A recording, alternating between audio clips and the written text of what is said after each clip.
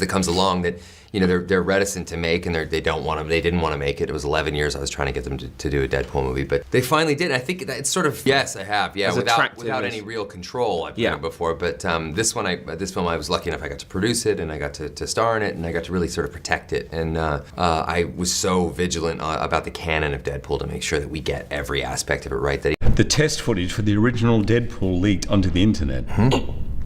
Were you behind the leak? That's a great question. I mean, I might have provided an assist. Truthful. But I was Scottie Pippen. Hey, I was just there doing my job, and you were not someone else gets all the credit. Okay. All the characters you play just Ryan Reynolds? Yeah, sometimes Ryan Rodney Reynolds, unfortunately. Truthful. Hey friends, welcome back to my channel. How's everyone doing? Blake Lively is facing accusations of illegally hijacking a film, allegedly attempting to take control of the production, editing, and distribution.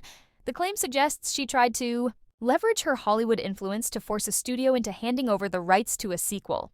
These allegations were brought forward by Justin Baldoni in an amended complaint filed in federal court.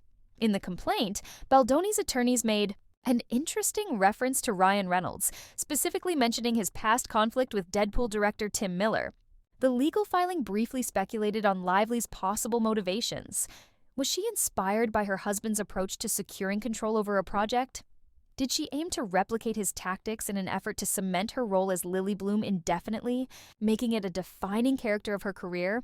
After conducting some research, I discovered intriguing details about Ryan Reynolds' business ventures, which we discussed in a previous video. His name is frequently associated with various enterprises, yet he's not always as involved in ownership or business strategy as one might assume. Now, we're shifting our focus to the Hollywood power couple's influence in the film industry, particularly in production and direction. Reynolds' journey into film production can be traced back to his passion for playing Deadpool. His initial portrayal of the character occurred in 2009's X-Men Origins, Wolverine, where he played Wade Wilson, who later transforms into Deadpool.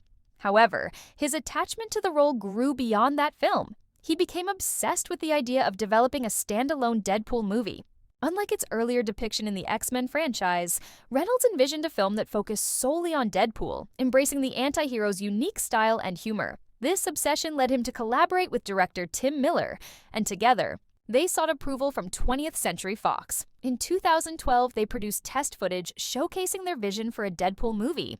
However, rather than giving the project a green light, Fox shelved the footage, allowing it to sit untouched for 2 years. Despite Reynolds' persistence, the studio remained hesitant to move forward with the film.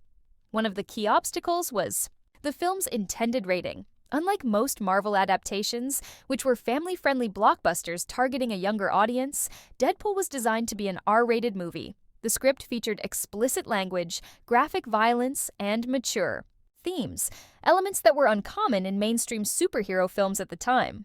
Given that an R rating restricts viewers under 17 without parental guidance, Fox was reluctant to approve a project that deviated so significantly from Marvel's established formula. But then, something unexpected happened. In July 2014, something unexpected happened. The test footage for Deadpool mysteriously leaked online.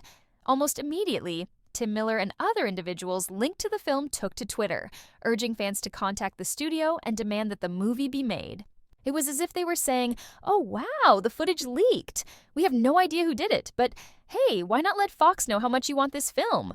This online movement quickly gained momentum as fans flooded Fox with messages pushing for the movie's release. However, an important question remained unanswered. Who leaked the footage? No one admitted to it, and the entire situation seemed highly strategic. After all, leaking copyrighted material owned by Fox was illegal. If Tim Miller, Ryan Reynolds, or anyone from the team had been responsible, they could have faced severe consequences. Intellectual property theft isn't just a civil offense, it can also be a criminal act. Interestingly, only 4 people had access to that test footage, and Ryan Reynolds was one of them. Over the years, Reynolds has consistently credited the fans for pressuring Fox into approving the movie. But was it really just the fans? Or was this a carefully planned move to push the studio into action? Regardless of how it happened, the leak worked. Fox eventually gave the green light, leading to the massive success of Deadpool, a film that would go on to change the superhero genre forever. Part 2. We shot a little bit of test footage years ago. It sat on the shelf at Fox, nobody did anything with it, and then suddenly one day it accidentally leaked onto the internet, and that was about a year and a half ago. Accidentally leaked. Accidentally leaked. And here we are. I mean, that was the fans that spoke. They spoke loud and proud, and they just overwhelmed Fox with response over the Deadpool movie. So they greenlit it within 24 hours. Ryan consistently avoided addressing the question of who leaked the test footage. Given that only a handful of individuals had access to it, the mystery of how it surfaced online became a major topic of speculation within the fan community. However, in interviews, Ryan strategically framed the situation differently. He implied that the footage was accidentally leaked, but instead of focusing on how it got out, he shifted the narrative to emphasize the fans' passion. According to him, it was the unwavering dedication of Deadpool fans and their desire for the film that ultimately made it happen. This was an unprecedented move, bypassing a studio's approval, illegally releasing footage, and rallying fans to create pressure. Once the leaked footage gained traction online, Fox found itself in a difficult position. The overwhelming demand left the studio with no viable option but to greenlight the project. However, despite finally approving the film, Fox allocated only a modest budget for its production. Tim Miller, who had been involved with the project from the start, took on the role of director, and the script had already been completed years before. But as soon as production kicked off, Ryan's desire for control became evident. He became deeply involved in shaping Deadpool's portrayal, ensuring that the character aligned precisely with his vision. His intense involvement led to creative disagreements, particularly with Tim Miller, which eventually escalated into a full-blown power struggle. By 2016, the tension had reached a breaking point, leading to Ryan and Tim parting ways. Tim later spoke publicly about their split, emphasizing that it was primarily due to Ryan's need for control. In an interview referenced in the amended complaint, Tim explained that while some directors could work under such conditions, he couldn't. He stated, "I don't mind having a debate, but if I can't win, I don't want to play. You can't negotiate every creative decision. There are just too many." Ultimately, Ryan was the face of the Deadpool franchise. His influence over the project was undeniable, and as Tim put it, he was by far the most crucial element in bringing the film to life. Ryan was determined to maintain control over the franchise, and he made it clear that he never wanted to be in a position where he lacked authority on set. Tim Miller later described his experience working with Ryan on the film as traumatic, highlighting the extent of the power struggle behind the scenes. Since Ryan was not just the face of Deadpool, but also the embodiment of the character, he leveraged his influence to secure control over the franchise. By the time Deadpool 2 went into production, Ryan had cemented his dominance. He wasn't just the lead actor, he was also a producer and a credited screenwriter, holding significant creative and executive power. His name was attached to every aspect of the film, from its development to its release. However, the production of Deadpool 2 was marred by tragedy. During the early stages of filming in Vancouver, a stuntwoman lost her life on set. This devastating incident led to legal action, and the production was found in violation of multiple safety regulations. The studio was forced to settle with the stuntwoman's family, and they had to pay the Vancouver government $300,000 in penalties. Despite these setbacks, Deadpool 2 was a massive commercial success, just like its predecessor. Throughout his journey with the franchise, Ryan took bold, often controversial steps to solidify his control. From the very beginning, he illegally leaked footage to generate fan demand, a move that ultimately forced the studio's hand. Then, his insistence on creative control led to a rift with Tim Miller, pushing the director out of the project entirely. With Miller gone, Ryan had free reign over the franchise, which eventually led to 2 more films. Fast forward to 2024, and Deadpool and Wolverine hit theaters, a film that had been 6 years in the making. It shattered box office records, becoming one of the highest-grossing films of the year, raking in over $1 billion worldwide. Ryan's unconventional tactics, including breaking the law to push his vision forward, have sparked debate among industry insiders. Some believe that his methods influenced others, including Wayfair, who allegedly used similar strategies. Right before the highly anticipated Book Bonanza event, an annual Texas-based gathering hosted by Colleen Hoover, where fans met their favorite authors and attended panels, Wayfair was reportedly engaged in legal disputes. According to court filings, by April of that year, Lively and Boney had already been locked in a heated battle over the editing process. Can you line up for the signing today? Wait, did you have this plan all along? Oh, it was for the 20-minute clip, but I guess we have to show the whole thing. But get in your buses fast because it's a 2-hour movie. So I'm just doing the math. If you're lining up at 8:45, you load into your bus. We gotta go. Yeah, okay. Yeah. And then Brandon hasn't seen it, so we're gonna sit through it. We just manifested that. But And just know, it's literally, this is not a bit. It's literally not done. So to be honest, what really happened is we were like, we're gonna show the movie, and the studio was like, no, you're gonna show 20 minutes. So we're like, no, we're gonna show the movie. And they're like, it's not done. And I was like, they don't fucking care. Let's just show them the movie. Because you're gonna go again, aren't you? You're gonna go watch it in theaters too, twice. And they were like, it's true. They were like, if everything's not perfect and it's not done, and what if we're going to change things? I was like, these are the people who authored the success of the book. You guys are what matter, and you guys seeing the movie is so important to us. The situation took a dramatic turn on April 3rd when Sony informed Wayfair that Lively had escalated her demands. She now insisted on having solo time in the editing suite with her own editor, an astonishing and unprecedented request.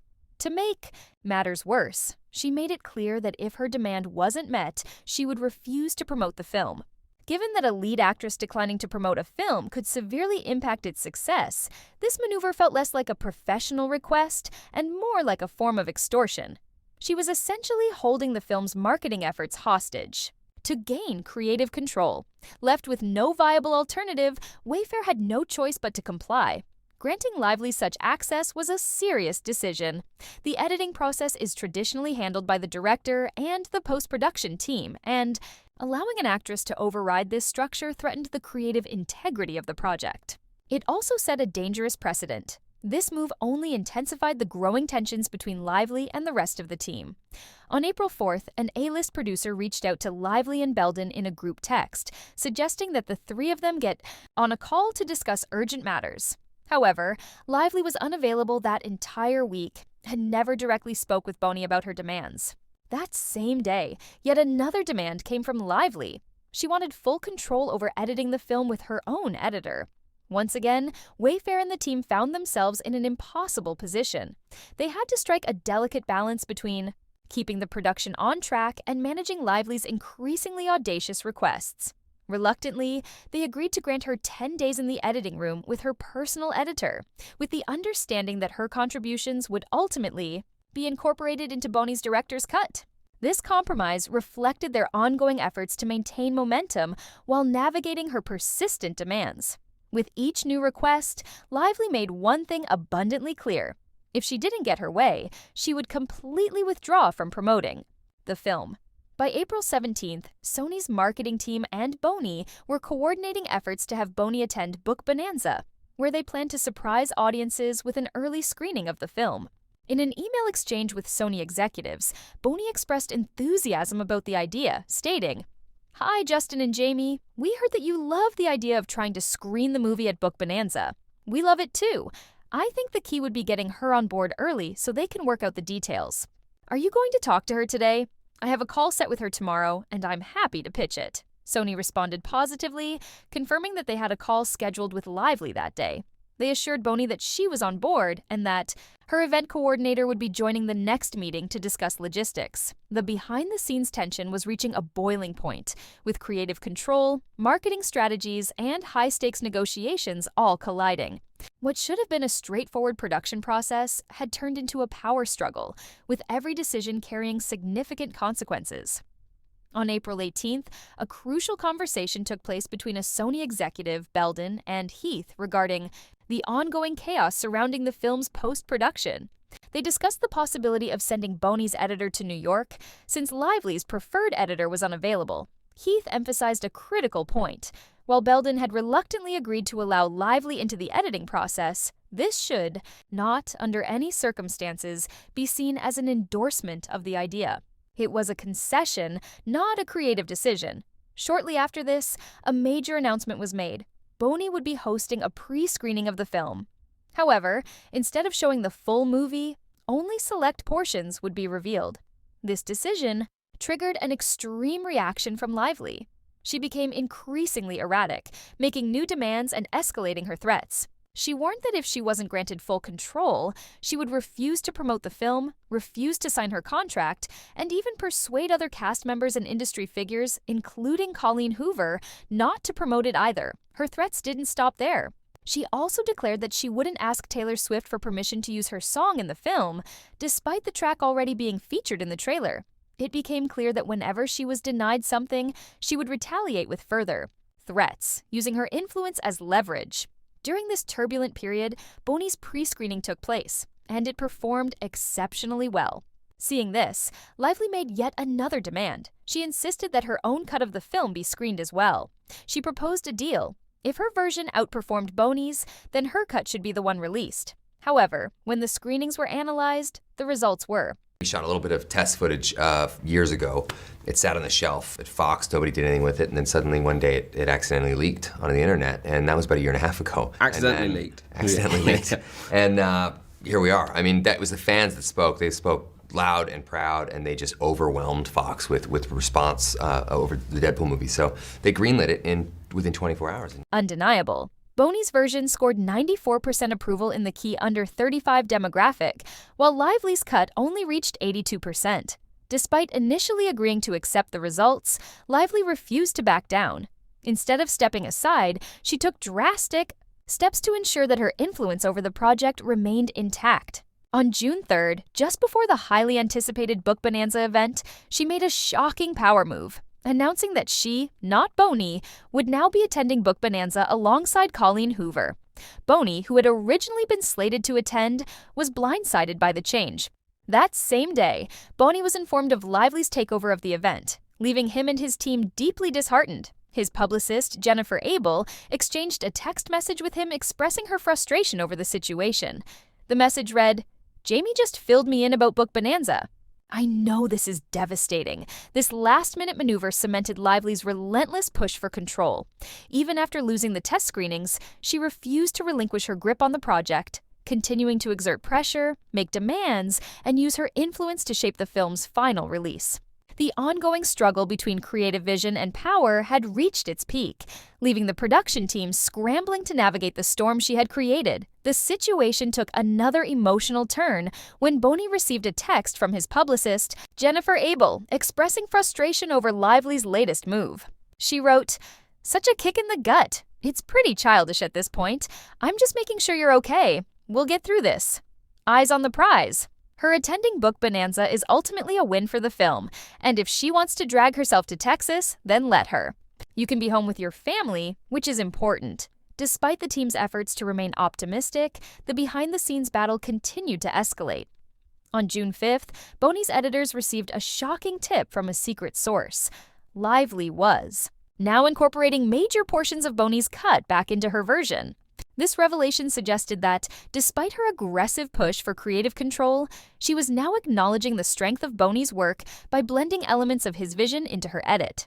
The following day, June 6th, official audience testing results came in. A direct comparison was made between Boney's original cut and Lively's revised version, further intensifying the dispute. On that same day, Belden, a key figure in the production, was unexpectedly hospitalized, adding another layer of chaos to an already tumultuous situation. Then, on June 12th, another bombshell dropped. Sony executives were informed that Blake Lively had made a bold decision. She had told Sony that regardless of their approval, she would be presenting her version of the film to audiences at Book Bonanza. This announcement sent shockwaves through the team. Despite all the previous agreements, test screenings, and production discussions, Lively was making it clear she would stop at nothing to ensure that her version of the film was the one that the public saw. This move, seen by many as a blatant disregard for the agreed-upon creative process, left Sony and Boney scrambling to regain control before the film's official release. The battle for dominance over the final cut of the film was far from over. Wayfair's approval because Hoover's books were written for a target demographic of under 35. That's what they were looking at to determine whose cut would be released, and his performed at 94% overall total positive and hers 183%. And as far as if, they would recommend only 59% of the people that watched her cut would recommend someone else see it, whereas 74% recommended for his the other demographics, 35 and over. She performed a little bit better than him, but they were going for under 35 because the book's audience primarily was Gen Z. Their theonies that were talking about it on Book Talk, those were the ones that were reading it. It was marketed as a young adult book, or a young adult book. So they wanted to make sure that this audience is who wants it, and he won. So what did she do? She decided she was going to take her cut to Book Bonanza and share it with the audience without their permission, which is very much like what Ryan did with Deadpool when she was getting, no, from Sony, we're going to release his, you didn't win when this is what happens. She leaks her version and shows the full version to her audience at Book Bonanza. 2,000 plus people see this cut. And by then, once all of these people have seen her cut, what is Sony supposed to do? Justin cannot at this point win. This is why it is so similar to what Ryan did, and I'll show you what she told the audience about this. They had already arranged everything in advance, ensuring a screening of Bond's cut was secured. The theater had been booked ahead of time, but Blake wasn't satisfied. She didn't want Bond's version shown, so she took matters into her own hands.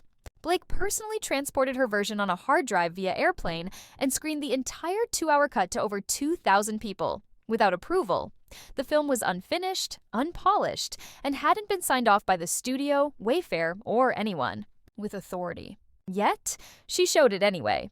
Blake appeared almost incredulous when she realized that the screening had been prearranged, questioning, "Did you have this all set up beforehand?" Colleen confirmed, explaining that a 20-minute pre-screening of Justin's cut had been planned. Given Blake's meticulous nature and her tendency to follow in her husband's footsteps, it's hard to ignore Ryan's influence in all of this. Many have accused me in my comments of siding with Blake or being part of a supposed CIA bot campaign in her favor. But I'm not taking sides. I believe it's crucial to present every aspect of the situation. Blake may have spearheaded these actions, speaking with Wayfair executives and making demands to Sony, but she wasn't acting alone. She and Ryan have long emphasized that they do everything together. Their partnership in both personal and professional endeavors is well documented. The way she leaked and screened the film without permission mirrors Ryan's past tactics. When Ryan illegally leaked Deadpool footage, it pressured 20th Century Fox into greenlighting the film.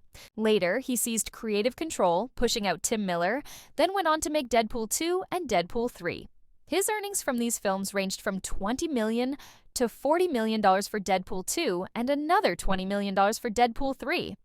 However, his biggest financial gain came post-production, as he was not just an actor, but also a producer and screenwriter.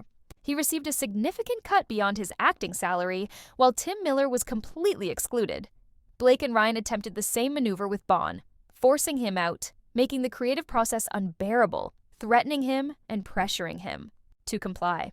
If he had given in, they could have proceeded with their plan, just as Ryan did with Tim Miller. The difference? Deadpool 2 hadn't been written when Tim left, so Ryan retained the rights to it. With Bond's project, however, Blake and Ryan didn't own the rights to the sequel. That's where their plan unraveled.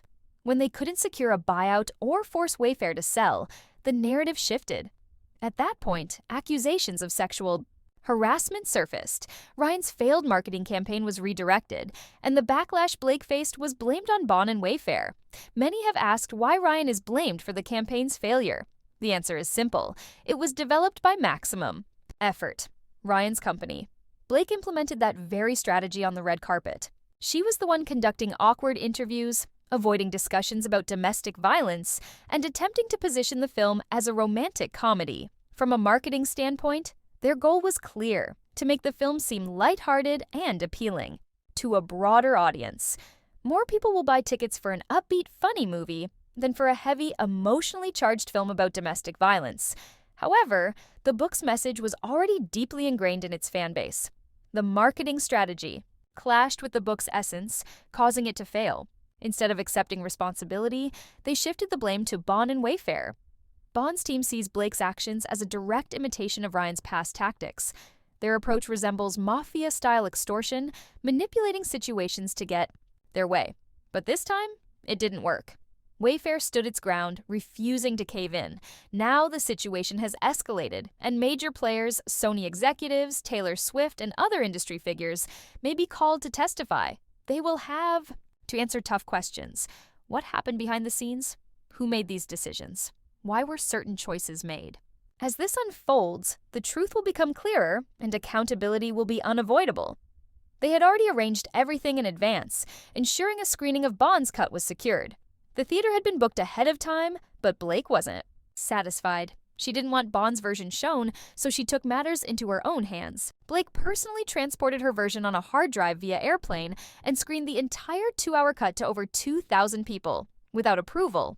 The film was unfinished, unpolished, and hadn't been signed off by the studio, Wayfair, or anyone with authority. Yet, she showed it anyway. Blake appeared almost incredulous when she realized that the screening had been prearranged, questioning, "Did you have this all set up beforehand?" Colleen confirmed, explaining that a 20-minute pre-screening of Justin's cut had been planned. Professional Endeavors is well documented. The way she leaked and screened the film without permission mirrors Ryan's past tactics. When Ryan illegally leaked Deadpool footage, it pressured 20th Century Fox into greenlighting the film. Later, he seized creative control, pushing out Tim Miller, then went on to make Deadpool 2 and Deadpool 3. His earnings from these films ranged from $20 million to $40 million for Deadpool 2 and another $20 million for Deadpool 3. However, his biggest financial gain came post-production, as he was not just an actor, but also a producer and screenwriter. He received a significant cut beyond his acting salary, while Tim Miller was completely excluded. Blake and Ryan attempted the same maneuver with Bond, forcing him out, making the creative process unbearable, threatening him and pressuring him to comply. If he had given in, they could have proceeded with their plan, just as Ryan did with Tim Miller. The difference? Deadpool 2 hadn't been written when Tim left, so Ryan retained the rights to it. With Bond's project, however, Blake and Ryan didn't own the rights to the sequel. That's where their plan unraveled.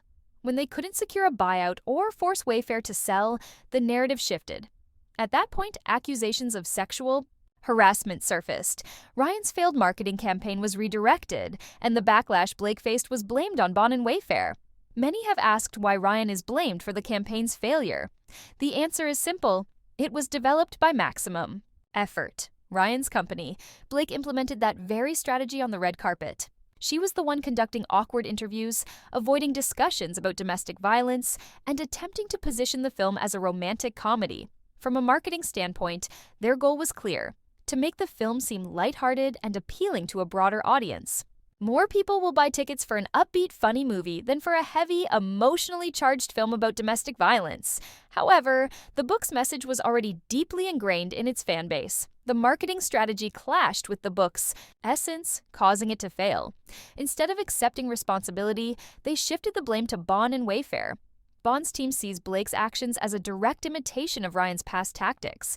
Their approach resembles mafia-style extortion, manipulating situations to get their way. But this time, it didn't work. Wayfair stood its ground, refusing to cave in. Now, the situation has escalated, and major players, Sony executives, Taylor, Swift, and other industry figures may be called to testify. They will have to answer tough questions. What happened behind the scenes? Who made these decisions? Why were certain choices made? This puts Sony in an incredibly uncomfortable position because they allowed it to happen and were aware of it. There's evidence to prove it. Despite Blake's claims that this is a distraction and doesn't change the fact that she was sexually harassed, the reality is different. She never intended to report the harassment. She never filed a complaint, never went to the union, and is only making these allegations now after her reputation suffered damage. She's blaming a fictitious smear campaign that never happened. Now, she's the one leveraging media narratives, and ironically, some of you believe I'm a bot supporting her. Let me be clear. I'm not pro-Blake. This is not about hating one individual. It's about exposing the full truth. And in my opinion, Ryan and Blake's influence is evident throughout this entire situation. Are you surprised by the illegal tactics and mafia-style extortion they've employed? Let me know your thoughts in the comments below. If you enjoyed this video, give it a thumbs up. 60% of you are watching but haven't subscribed yet, so make sure to hit that subscribe button and turn on the notification bell so you never miss an update. share this video with your friends, and I'll see you in the next one. Thanks for watching. Bye, guys.